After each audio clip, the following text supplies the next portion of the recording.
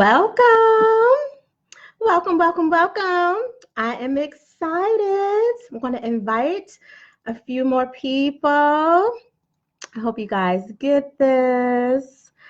I'm excited today. I'm back from Seattle. It was an amazing trip with my sister friends and mentor. It was amazing.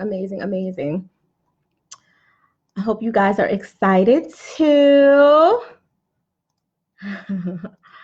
I'm just inviting a few more people to make sure that they get the tag. This is really good stuff. I'm excited. All right, it is, can you believe it? It's the middle of June. It's June 13th, which is crazy in and of itself. I can't believe we are already here, but we are nonetheless. Perfect. Hey, sis. Hello. Happy June birthday. I know you are celebrating for like forever, ever, from the 10th onwards, all for the rest of the year, hopefully. Hello, Deanne. I haven't talked to you in a month of Sundays. This feels crazy to see your lovely face. How are you? And the babies and your hubby. I hope all is really, really well. Welcome all. I know a lot of you are going to catch this replay later. It is, I know, I'm so excited to see you. Hey, Dana. I love Dana. Dana, thank you for subscribing to the YouTube channel. You guys follow suit. Dana was awesome. I just saw that. I got the notification when I got back on my desktop. It was awesome. Thank you. And for the retweets on Twitter, Dana's amazing. All of you are great, but Dana's amazing because she is like following Tote, you know, like doing things to really promote. So I'm excited about that. So I'll make all of you feel bad. Do what Dana does. That's going to be my new hashtag. Do what Dana does. So follow on YouTube at Naketa Thigpen. Go to Twitter, Ask Naketa, Instagram, Ask Naketa. You're obviously here on Facebook at Ask Naketa. And make sure you subscribe so you get all the notifications that we are live. You know, I love you. Zane, I had the best time with Raquel this weekend. I don't know if she told you we were all in Seattle together. She's so phenomenal, but you already know that. We had a good time. All right, I'm going to jump in. I'm going to keep welcoming you in. I know it takes a couple minutes for people to, you know, get in and come in, but please make sure while we're talking, ask questions, give me your statements. If you agree, it's wonderful. If you disagree, that's wonderful too. I'm 1000% about just having an open conversation about all things intimacy and life and work and love and everything else. So make sure that you ask your questions and don't be afraid. If you want to send me something anonymously, feel free to DM me. I may see it while we're live, we may not, and I might just have to hold those questions if you don't want to necessarily ask in the chat, but I encourage you to be bold and brave and share your questions because 9 out of 10 times someone else has the same exact thought. They just may not have had the words to put it all together the way you have. So make sure that you do that because it'll be really good. Last week, we were talking about, of course, this whole entire live stream is Let's Talk Intimacy. So it's all things intimate, not just including sex, but not excluding it either, because that is what we do. For all of you who are coming in or watching the replay later and are unfamiliar with me, my name is Naketa Thigpen. I'm a balance and relationship advisor, the #1 in the world, in fact. I'm a licensed clinical social worker, a certified sex therapist, a breakthrough success coach, a business strategist. I have all of these things that pretty much all together just make me the dope, amazing woman that I am. And I say that with pure confidence because I've earned it. With that, I am here to answer, hey, sister, both my sisters are here. Woo, woo, Tanae and Fran. With that, I'm able to let you know, I'm just getting a text message in, that I am certified, legally licensed, all that, to answer all of your questions around that stuff. So you don't just feel like you're talking to some random person who just has a little bit of life experience. I have that too. I've been married for over 20 years. I've been with my baby since I was 17, and he is not the only man I've ever dated. So if for those of you who have asked, like, oh, well, you only know your husband, that's not true. I have lots of personal life experience. Him the most long and lengthy and most intimate, obviously, but I've also been a relationship therapist for a really long time and a coach and advisor. So I've been doing this with thousands and thousands of leaders, executives, entrepreneurs, and individuals, whether they were dating, post-divorce, and or in marriage. So I am more than qualified to answer all of those questions. Oh, Nia is sending a message saying the 30-day intimacy challenge is helping, which is awesome. Nia, if you get this, I hope, I know she's in Texas, so she might have a different time period than us. We started a 30-day intimate challenge about 2 weeks ago. And you guys were supposed to start at June 1st. So if you didn't do it, it's not too late. Jump in and participate. Listen to Let's Talk Intimacy stream #1, which was only 2 weeks ago. I think it was May 28th. It's on the YouTube channel. So go to YouTube at Naketa Thigpen. You can find it, or you can scroll down Facebook and find it somewhere there. But going to YouTube is a lot easier. Hey, Susan. Hey, Tara. Welcome, Tara. Hi, Michael. Welcome, welcome. It's easy to do. And it was really good, fun stuff. I did a pretty deep recap of it last week as well. So if you didn't get a chance, you can listen to the first one and or the second one.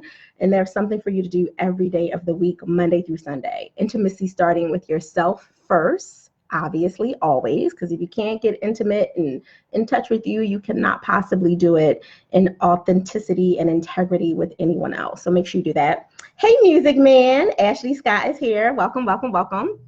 I'm so happy to see some of my friends and my sisters and my sister friends. This is so awesome. So welcome. So today, I wrote a notes. I had to write it while I was on the plane because it was a 5-hour, 20-minute plane ride, and it was full of awesome conversation, but I had to get prepared because I didn't want to mess up. I am completely on Seattle time right now, which is amazing, but they are 3 hours. You know, it's West Coast, different from us, and we had late nights and early mornings, so I'm just like, wait, what day is it? Like that's kind of the space I'm in. And it's all good. It's all good, but that's the space I'm in. So today I really wanted to talk about looking for opportunities, or more than looking, listening for opportunities for intimacy, really. I had the most amazing experience over the last 5 days in Seattle with, again, friends, sister friends, and a mentor, and it was extremely intimate. And obviously, I am not talking about sexual experiences. I'm in a very deep monogamous relationship with my husband. With that said, you can be intimate in a kind of a 360 way. It's me and Jay listening. Hey, Jeremy, he said, let's talk sex. Yes, my brother-in-law, he's very special. But he realizes that passion comes in the genes. That's why he married my sister. That's what he gets. Passion all day, all day. All seriousness. So intimacy is 360, and it's extremely important that you're not just intimate with yourself and with your partner if you're in a loving, monogamous, hopefully monogamous relationship, but also with everyone that you're connected to that you want to have deeper connections with. So if you have friends that you value, sister friends, bro friends, whatever you call them, cousins, friends, sister cousins, like some of my cousins are sister cousins because they're as close as sisters and not just kind of like first, second, third cousin removed. And also this applies, which again, I do on a completely different platform. This applies for your work life too, for your leaders, your peers, your employees, directors, all that kind of stuff. All right, you guys have to excuse me because I feel like I'm about to sneeze, and this is happening live right now. That's going to be awesome for the recording. Thank you for that. That was a moment. Dealing with live. This is what we deal with, women sneezing live on air. But anyway, it goes all the way around. So what I experienced was so many opportunities since basically Friday into yesterday, opportunities to just listen for what my friends needed at the time. There were so many opportunities that were coming up, whether it was just noticing that Raquel loves apple in her water and to steep it, and just like paying attention to that's what she prefers over tea, or listening to Bobby, who's serving everyone and she's hosting and she's doing amazing things, but she doesn't like slow down to drink her own coffee or tea unless someone actually sits with her to like give her kind of unsolicited permission to, it's okay, like you don't have to host for this moment, just like sit with us and talk and be and do.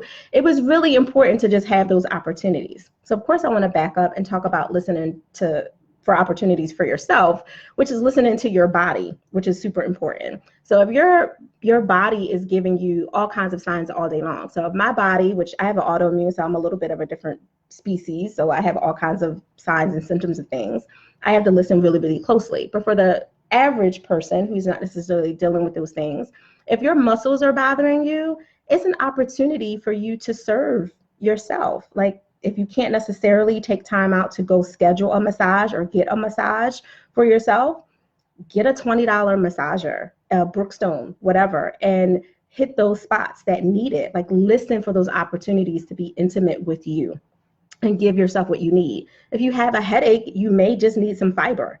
It could be stress related, it could be tension, it could be because you're ultra focused on something and you're feeling unclear and confused, or it could really be that your diet is out of whack. So listen for those opportunities to go a little bit further, which, again, for those of you who are new to everything that is me, when I'm talking about intimacy, it's literally going a little further. Just going further than you normally would to deepen the connection with whomever, starting with you. I completely believe in selfish behavior. It's extremely important. Be selfish so you have everything you need to share when you are doing selfless work. It's super important. And part of being selfish is going deeper inside of you to get to know you and what you need and what you want and what makes you tick and what's going on with you today. So you're not necessarily spazzing every time someone calls your phone or sends you a message or asks your opinion on something. You're giving it with frustration and irritation because you really don't want to be bothered. There's usually something else going on with you. What were you not getting? What was not fulfilled for you? So look for those opportunities to listen to yourself. And then step outside of yourself to the next closest person to you. For me, that would be my husband, because he's the next closest person. He's my soul's half. He's the next closest person. That may be someone that you're dating that you're really close to. That may be your partner that you're in a relationship with. It may be that you don't have anyone in your life in that way where you're, able to have literally penetratable, intimate moments with. So it may be that your next person closest to you is a parent or a sibling or a child. So listen for those opportunities to go a little bit further.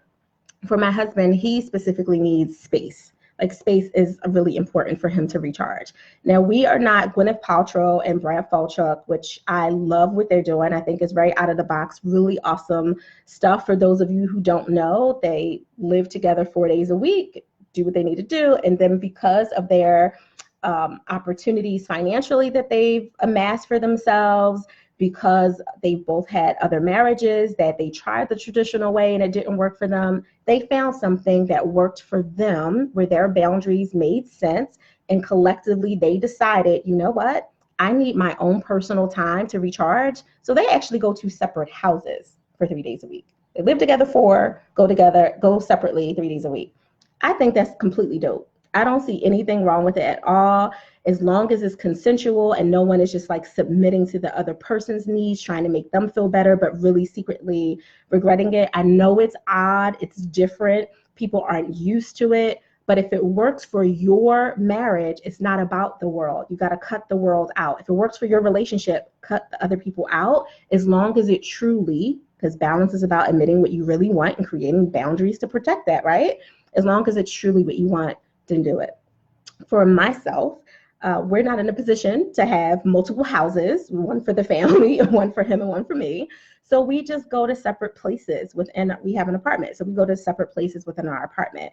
My husband will usually kind of dominate the bedroom, which is totally okay with me. And I will dominate the living room space, or I'm kind of a social butterfly. As much of an ambivert as I am, and I need my own time to kind of recharge as well, I am completely stimulated in social situations by good energy and good people. So not every situation, but good people. So we'll do that for a couple of hours, and then we come back together really rejuvenated.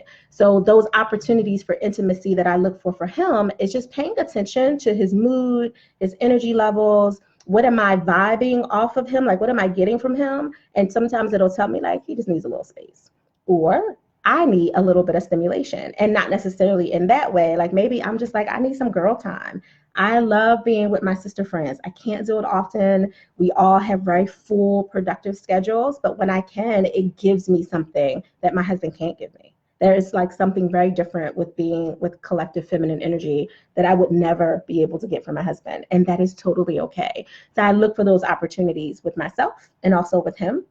And then obviously you go out. If you have children or nieces and nephews, your neighbors' kids, if it's the community service work that you do, the altruistic part of you go out and you do that. But for most of us, the very next thing after ourselves, our closest intimate partner, is usually your friend, like whoever your close, like 3 to 5 friends are. You listen for opportunities with them as well. I had a phenomenal experience in Seattle this weekend to be able to have those opportunities both given to me, where I received a lot of intimate moments that were totally unexpected.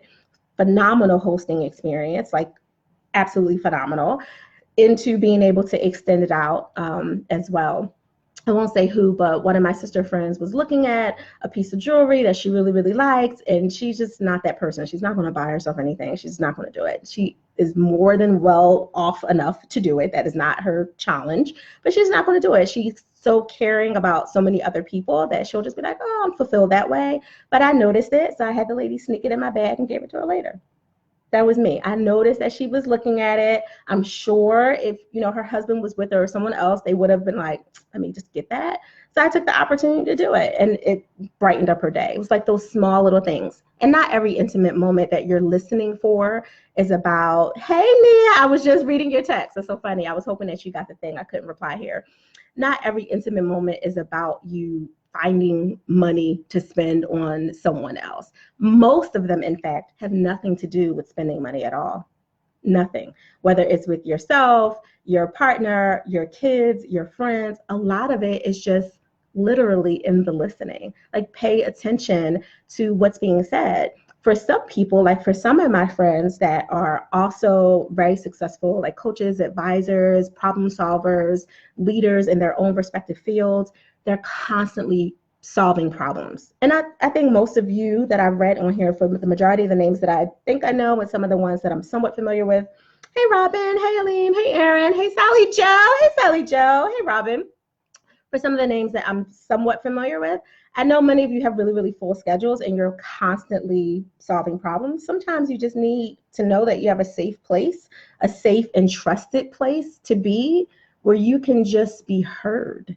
And it has nothing to do with anyone giving you anything. So as a friend, as someone who's listening for an opportunity for those intimate moments that I can create for you or be a part of, I'm listening for that opportunity to literally just listen and not do my automatic, let me fix, let me help, let me, provide a solution. Because I'm real quick to do that. I'm excellent at listening, but I'm typically listening to create a solution for you or something that I can give you, because that's what I do all day long, personally and professionally. So sometimes I have to slow myself down and be like, well, what is it that they really want here? Are they really wanting an Ask Naketa solution, or are they really wanting their girl to just listen?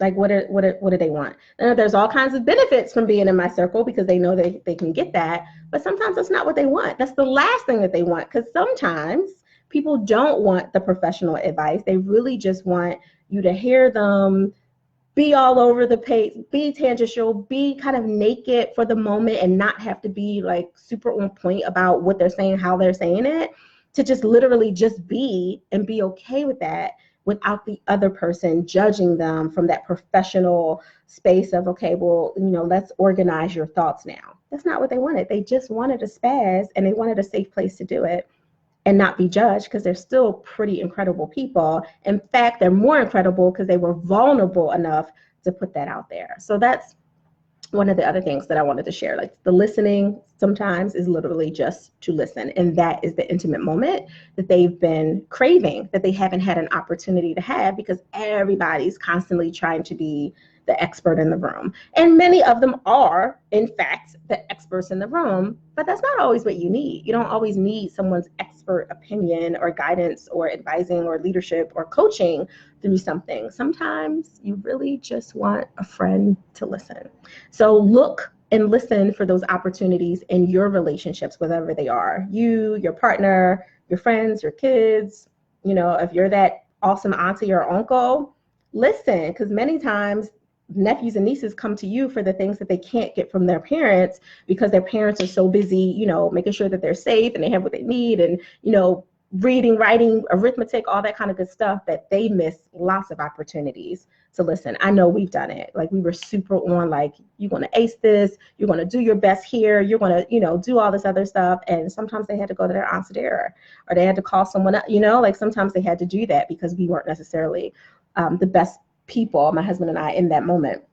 Hey sisters, look at all my sisters. Nikki, Erica's here, Tel's here, Jasmine, welcome. So make sure you guys listen to the replay for that portion because we were talking about listening for the opportunities for intimacy with your body, for yourself, with your partner, and of course with your friends, and looking for all of those opportunities because there's a lot of them.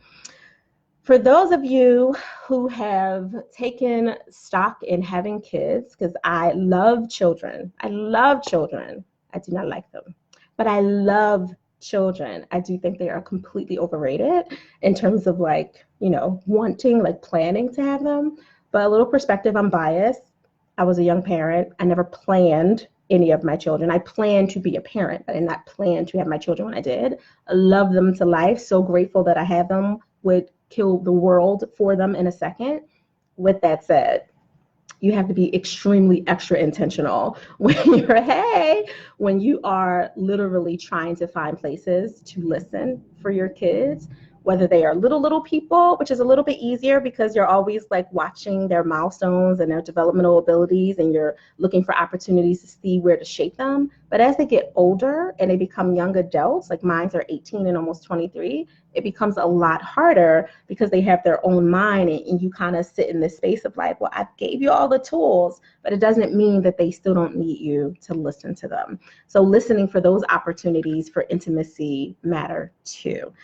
Whether it's something as small as, someone saying, oh, Mama, I lost my wallet and my ID, and you just kind of paying attention to that. What are the things that are necessary to have besides the things that he or she has to do on their own, like replace their state ID or whatever?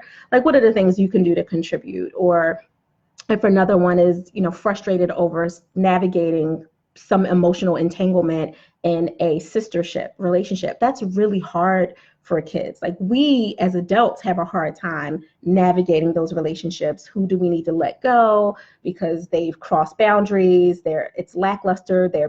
They've become energy vampires or zapping our energy. Someone on the plane yesterday said energy Klingons. I had never heard that before, but energy Klingons, like, depending on how they become, just navigating that can be really hard, making sure you're not that person in the relationship, the energy vampire or Klingon, and not doing that. And that can be really hard as grown people who have had life experience and plenty of opportunity to, learn lessons and not do. It can be extra hard for kids. So just being mindful of those moments where sometimes they need you to not talk to them like a parent. And I'm not an advocate of being your kid's friend. That's just not what I do. I get that at a certain age, it becomes more like a friendship. But when they are young, like under 25, and their brain is not fully developed, I am definitely not an advocate for friendship. They have plenty of friends and plenty of opportunity for friends and plenty of intimate opportunities with that. What they need is the intimacy of their parent, period. The structure, the advice, the guidance, the loving, the unequivocal support to correct them, chastise them if they need it, and also love them and know that they still have a safe place to come to because, that's who you are for them, period. With that said, they don't always need the stricter guidance part of that when they're navigating relationships. Sometimes they really just need that person who can say, hey, I've been there too, daughter, son, I've been there, nephew, niece, like I've been there. Let me share some of the lesson, not necessarily the detail of everything that went down, because they may not need to know that, because those people might be in their lives still to this day, because it could be a family member that you're referencing. You want to be really careful about that, especially from a younger person that always has to show respect, regardless of that, as long as they're safe with that person. But just making sure that you give them the lesson that you learned for it and see where they can apply that from that way. And that usually takes a little bit of a different edge. But for yourself, coming back to your body, listening to for an opportunity for intimacy with your body besides muscle aches and headaches is super important, because it makes you maintain that eye, that kind of third eye residual part of yourself that is listening for another opportunity to deepen connection with your partner as well. It's super, super important. And that way, when you're into those parts, you say, I love energy Klingons. Me too, Jasmine, me too. I love that. That way, when you're you're in those intimate relationships, as in the fourth level down, as in you can have sex with that person, intimate relationship, things are so much easier, especially as a woman. Because if you can stimulate my mind, we talked about this last week, if you stimulate my mind and my emotions, I am wide open, available. And that is most likely for most people. I was trying to say most often for most women, but I was having a thought. That is for most women. So stimulate us with looking for those, listening for those intimate moments for us, and we will definitely give it back to you. And men have a different way of receiving those intimate moments. You know, sex is a stress reliever for most men. For most, not all, but most women, it is not a stress reliever. The stress has to be relieved before we get to any type of oral sex, penetration, or anything else. So it's super important to be mindful about that. Hey, Corey, another one of my brothers is here. 2 brothers, 2 sisters. I love it. Actually, 3 sisters. So just be really, really mindful about that. That's super important. And listen. So here are some ways that you can pay attention to that, besides some of the examples I gave in the earlier part, just as a quick recap before we end. And I know a lot of you are just joining, but I want to keep these live streams super, super quick, like 20 minutes or so. And I have the grandbaby here today, so I'm just praying that she doesn't wake up from her nap and start crying in the background. How about that? So a couple of ways to look for it, going from body out, body, partner, friend, and then, you know, we can apply a little bit to work towards the end. So for your body, do a self-check every single morning and at least once throughout the day, and preferably once before bed. So as part of like a power routine, a morning ritual that I do in the morning is I quiet my body to listen to my heartbeat. If you can still yourself enough, so this is very meditative. It's a different form of meditation. It's not necessarily trying to blank your mind. It's not a mantra in your head. It's not listening to music. It's not guided imagery. Those are all different, very different forms of meditation. This is literally just trying to center yourself to listen to your body. So I center by listening to my heart. If I can get still enough, and it doesn't matter what you're doing, you could be sitting on the side of the bed, sitting in a chair, you could be about to go for a walk. I would advise you not to do it while you're on a walk, because there's too many other things kind of happening in your body, and you need to be aware of what's going on outside and around you. I live in the city, so, you know, you just got to be aware. With that said, quiet enough to listen to your heartbeat.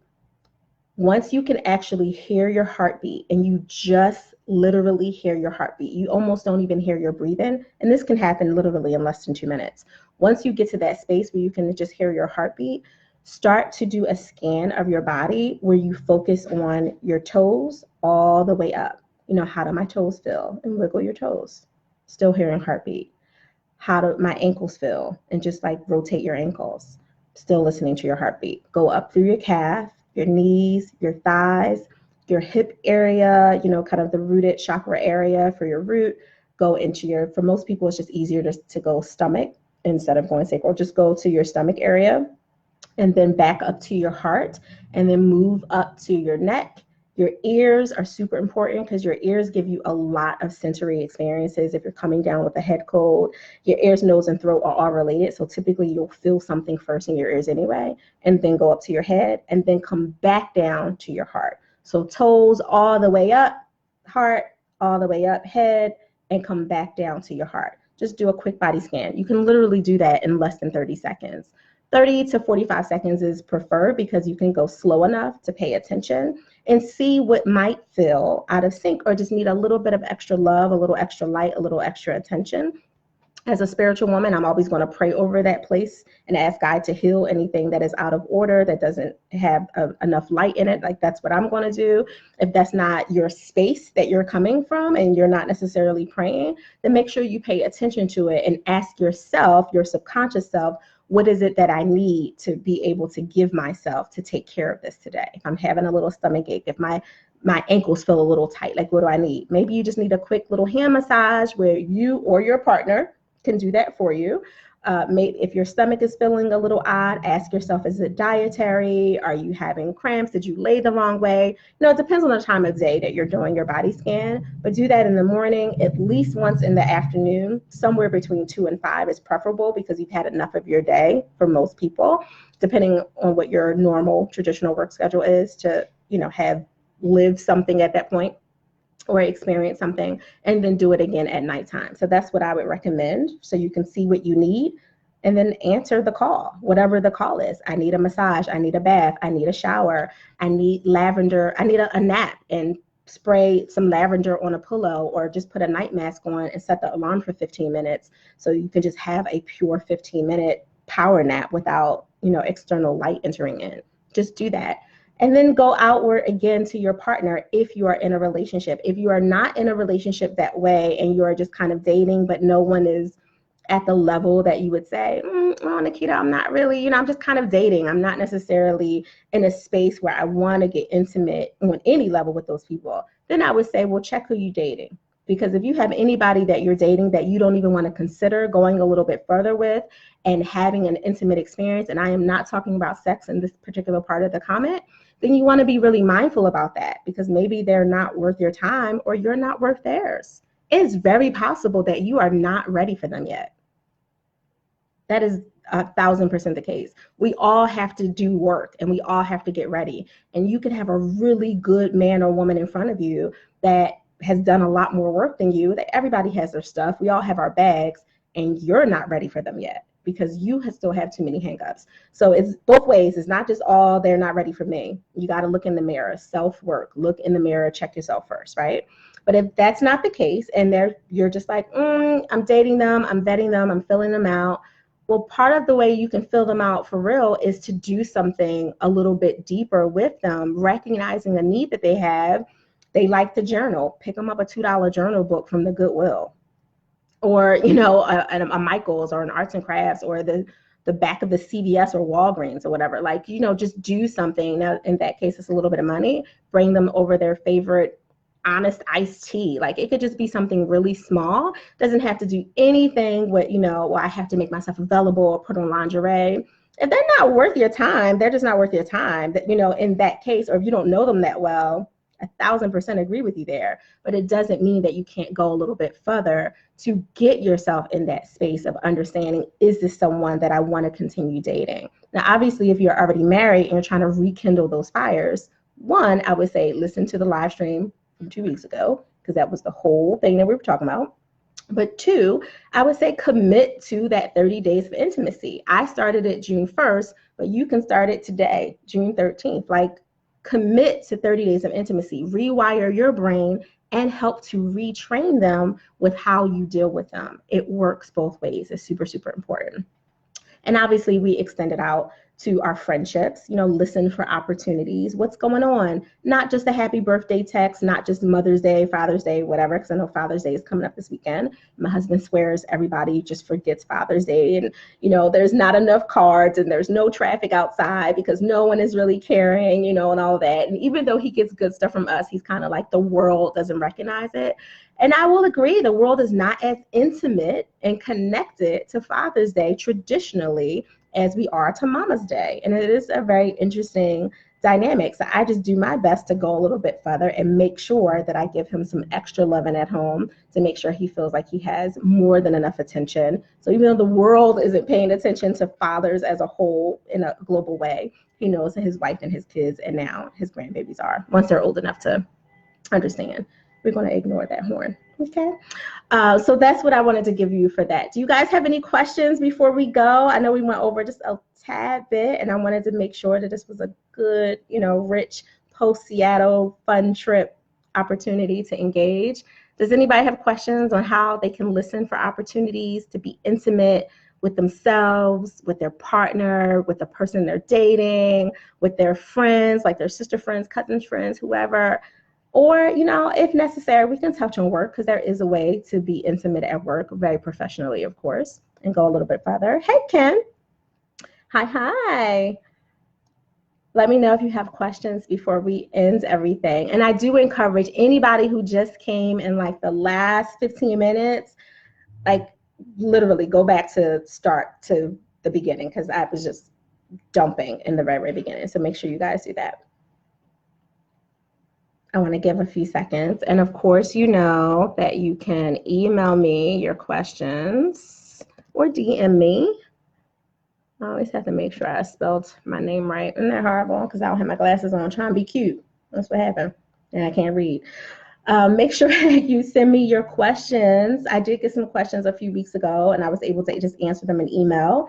It was really around dating and, you know, how to be more intimate. And it always goes back to you. When you are dating, you're not already in a relationship. When you're in a relationship, intimacy starts with you, period, because it's 1,000% always about you first, so you can be full enough to share with anybody else. Hands down, period. I don't care what anybody says.